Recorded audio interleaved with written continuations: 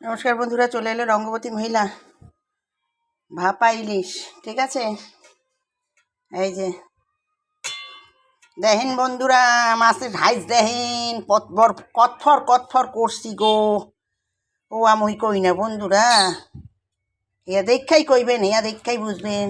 ঠিক আছে, তা যাই হোক, কিছু বলার নেই। কারণ এখানে আছে নুন, হলুদ, লঙ্কা গুঁড়ো স্লাইড দিয়েছি আমরা, আর তেল দিয়েছি, দিয়ে মাখিয়ে নিয়েছি।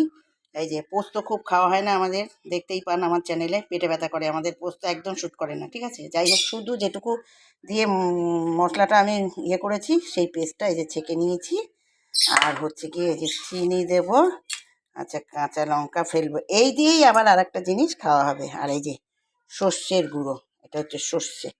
ঠিক আছে, এই মা, আর এই হলো তেল, এই তেল দিয়েই আবার আর একটা জিনিস খাওয়া হবে। দেখতে থাকুন, সঙ্গে থাকুন, রেসিপিটি অসম খেতে হবে, করে খাবেন।